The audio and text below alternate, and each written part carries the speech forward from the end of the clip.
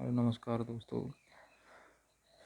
हम आज class 11th का मैथमेटिक्स का चैप्टर है परमुटेशन एंड कॉम्बिनेशन, जो न्यू सिलेबस 2020-21 पर आधारित है, की शुरुआत करेंगे।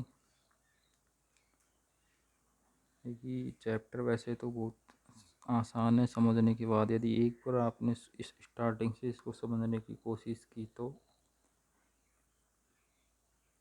आपको ये बहुत इजी लगेगा।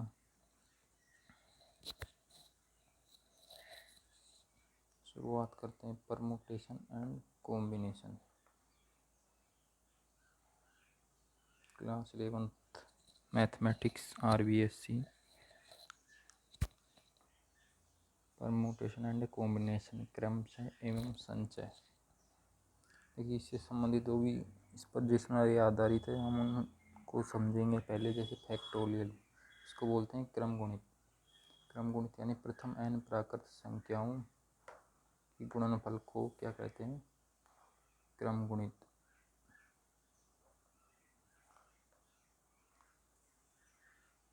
क्रम गुणित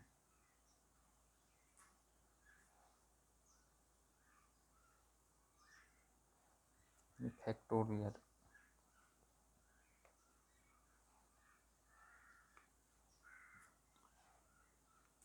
क्रम गुणित कहते हैं।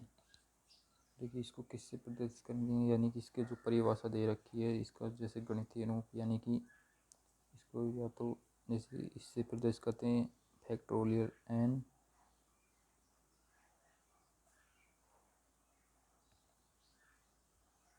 या फिर n फैक्टोरियल। गणितीय रूप में इस प्रकार प्रदर्शित कर सकते हैं, अर्थात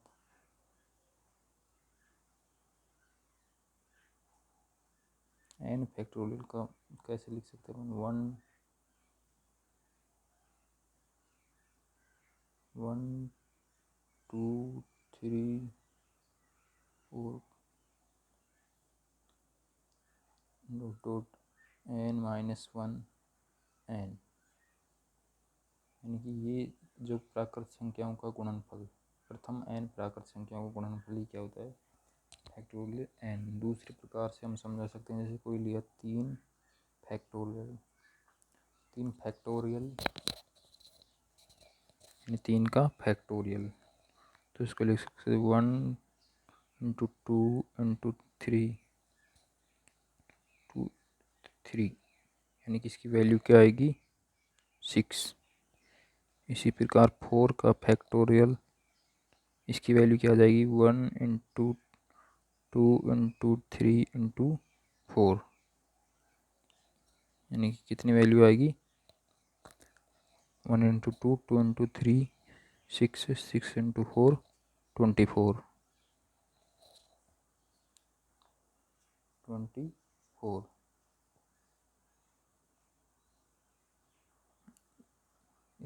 इस प्रकार हम फैक्टोरियल को परिभाषित कर सकते हैं। जैसे n फैक्टोरियल क्या होगा? 1 2 3 n-1 और n। इसको हम इस प्रकार से प्रदर्शित कर सकते हैं 1 into 2 into 3 dot dot n-1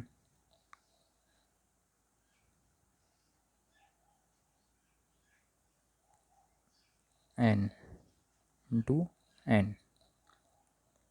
इसको क्या लिख सकते हैं अपन? देखिए, जो अंतिम जो संख्या होती है ना, उसका फैक्टोरियल लिखते हैं अपन। ठीक है, जैसे ये था, इसमें जैसे 1 इंटू 2 इंटू 3 लिखा है, तो इसमें क्या, जो अंतिम संख्या थी उसका 3 का फैक्टोरियल। इसी में भी इस प्रकार 4 का फैक्टोरियल। इसी प्रकार इसमें देखिए, ये जो लिया इसका n-1 का क्या हो जाएगा? फैक्टोरियल n-1 फैक्टोरियल बड़ा ब्रैकेट इंटू n, यानी कि इसको किस प्रकार लिख सकते हैं अपन? n फैक्टोरियल, यानी कि n इंटू n-1 का फैक्टोरियल। इस प्रकार अपन इसको समझ सकते हैं। आगे जो पॉइंट है, जैसे कोई भी संख्या हो बड़ी संख्या हो, जैसे 10 का फैक्टोरियल, 11 का फैक्टोरियल, तो इनको इस प्रकार लिख सकते हैं अपन। जैसे 10 के फैक्टोरियल को क्या लिख सकते हैं अपन, 10 × 9 का फैक्टोरियल।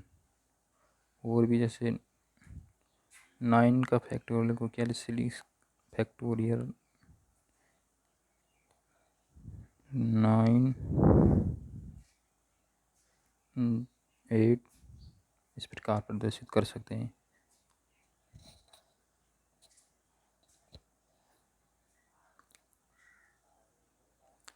आपको याद रखने योग्य जो ज़रूरी पॉइंट है, जो कई बार क्वेश्चन आता है इस पर, जैसे 0 का फैक्टोरियल क्या होगा, हमेशा 1, यानी 0 का फैक्टोरियल क्या होगा, 1।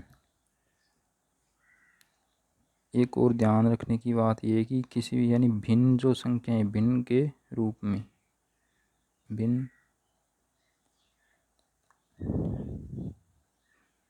जैसे कि यानी उचित भिन्न, जिनको उचित भिन्न बोलते हैं, मिश्र भिन्न बोलते हैं उनका, और ऋणात्मक,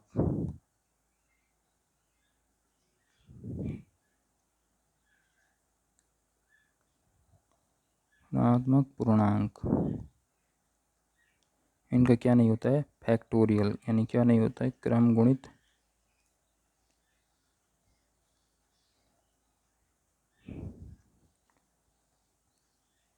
परिभाषित नहीं है। उचित भिन्न, यहाँ पे कौन सी भिन्न लेनी है अपन को, उचित भिन्न, यानी उचित भिन्न ऋणात्मक पूर्णांक, यानी इनका क्रम गुणित, यानी जो फैक्टोरियल निकालते हैं, जैसे इनका परिभाषित नहीं है। जैसे कि अपन से कोई कहे कि भाई -3 का फैक्टोरियल, तो ये परिभाषित नहीं है। केवल परिमेय पूर्णांक, केवल पूर्ण संख्याओं का ही, कौन सी संख्याओं का, पूर्ण संख्याओं का ही, पूर्ण संख्याओं का ही क्रम गुणित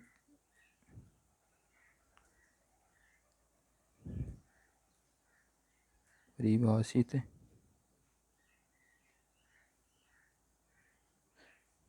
किया जा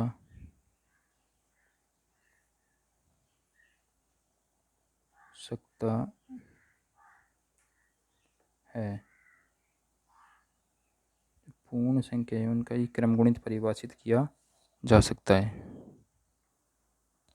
अब इस क्रमचय को समझने के लिए हम कुछ सिद्धांत या कुछ क्वेश्चनों के बारे में समझेंगे। सिद्धांत जो फंडामेंटल है, प्रिंसिपल, यानी गुणन के सिद्धांत जिनको बोल सकते हैं अपन, एक तरह से fundamental principle of math multiplication.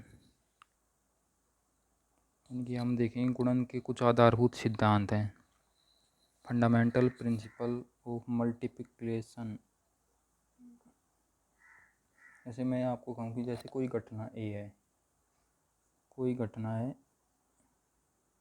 ए, वो किस एम प्रकार से क्या होती है, घटित, एम प्रकार से घटित, एम प्रकार से घटना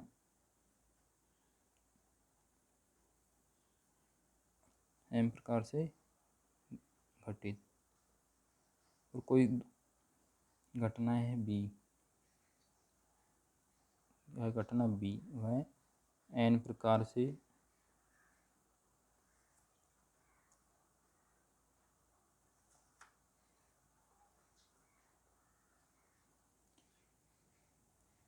घटित है।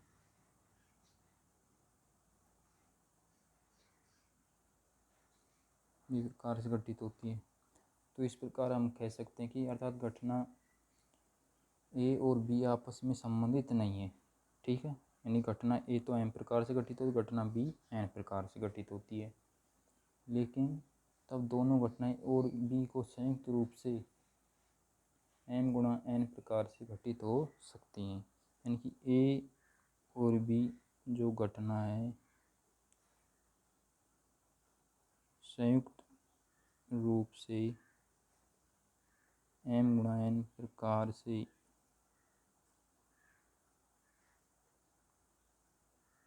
घटित हो सकती है। ठीक है, जैसे अपन कोई उदाहरण दें फॉर एग्जांपल, जैसे एक कक्षा में एग्जांपल, जैसे कोई भी क्लास है उसमें जैसे 10 लड़के हैं और 8 लड़कियां हैं।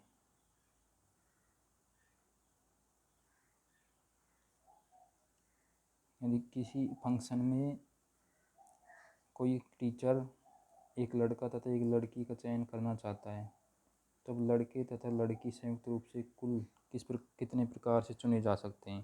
ठीक है, यानी कि एक क्लास है उसमें 10 लड़के और 8 लड़कियां हैं, और कोई टीचर है उसमें से किसी फंक्शन के लिए एक लड़का और एक लड़की का चयन करना चाहता है, तो कुल कितने प्रकार से वो चयन करे, संयुक्त रूप से कुल कितने प्रकार से चुने जा सकते हैं।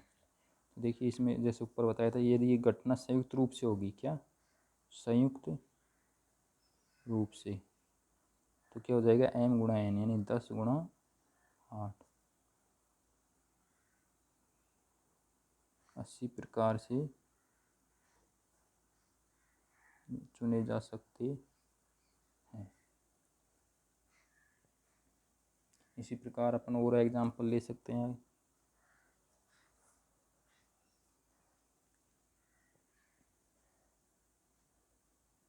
दो प्रश्न ए और बी 2 और 3 प्रकार से हल किए जा सकते हैं। तो संयुक्त रूप से यानी कोई 2 क्वेश्चन है ए और बी, यानी ये तो क्या है 2 प्रकार से सोल्व कर सकते हैं इसको, तो और इसको 3 प्रकार से सरल कर सकते हैं। तो इनको संयुक्त रूप से कैसे करेंगे, वही m गुणा n, यानी कि 2 गुणा 3, 6 प्रकार से हल कर सकते हैं। कितने प्रकार से हल कर सकते हैं, 6 प्रकार से।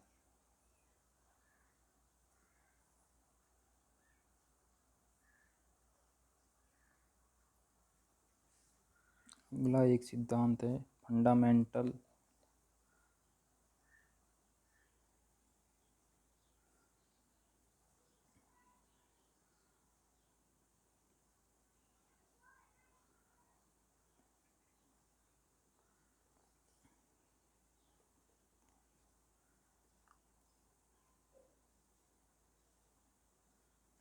Fundamental principle of addition. Fundamental principle of addition यानी कि क्या है, योग का आधारभूत सिद्धांत। जिस प्रकार गुणन का आधारभूत सिद्धांत था उसी प्रकार ये है। जैसे कोई घटना है ए, मानना कि कोई घटना है ए, एम प्रकार से घटित, तो दूसरी कोई घटना है बी, घटना बी, यह एन प्रकार से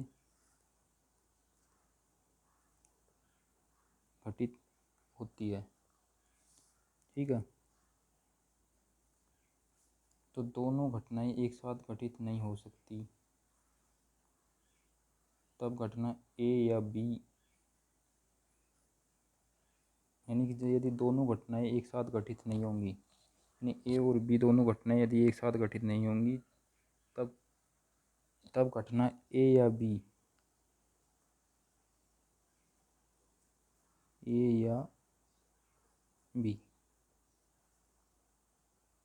के घटित होने या घटित ए या बी घटित होने या कितने प्रकार से घटित हो सकती हैं। देखिए इसमें आपको याद रखना है कि ये एडिशन पर यानी योग जोड़ पर क्या है, सिद्धांत है। तो इसमें देखिए कोई भी घटना ए और बी, ए एम प्रकार से बी एन प्रकार से घटित होती है, तब घटना ए, यही याद रखना है आपको, ए या बी, या तो ए या फिर बी के घटित होने यानी कितने प्रकार से घटित हो सकती है। उसमें क्या था, ए और बी के घटित होने की प्रायिकता, और यहाँ पर ए या बी, तो इसमें क्या होगा, जितने प्रकार से ये घटनाएं घटित हो रही है उसका क्या होगा, योग। यानी कि ये घटना ए या बी के घटित होने की कितने प्रकार से होगी, एम प्लस एन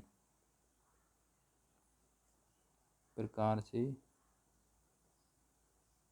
घटित होगी। एम या एन प्रकार, एम प्लस एन प्रकार से घटित होगी। जैसे वही क्वेश्चन लेते हैं अपना एग्जाम्पल, जैसे एक कक्षा में 10 लड़के, एग्जाम्पल 10 लड़के और 8 लड़कियां हैं, ठीक है। तो इनमें क्या है कि वैसे टीचर जैसे किसी एक फंक्शन में उनको एक लड़का या एक लड़की, यहाँ पर याद रखना है, या तो क्या टीचर क्या लेता है, एक लड़का या एक लड़की,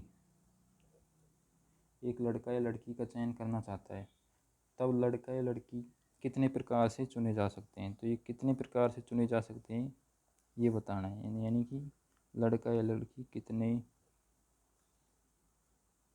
प्रकार से चुने जा सकते हैं। उसी प्रकार क्या होगा, या पूछ रहे हैं लड़का या लड़की, तो क्या होगा, एम प्लस एन, 10 प्लस 8 18, यानी कि 18 प्रकार से चुने जा सकते हैं। ये कुछ सिद्धांत थे अपनी मल्टीप्लिकेशन और एडिशन के, जो हमारे आगे परमुटेशन जो अपन शुरुआत करेंगे परमुटेशन, उसमें काफ़ी मददगार साबित होंगी।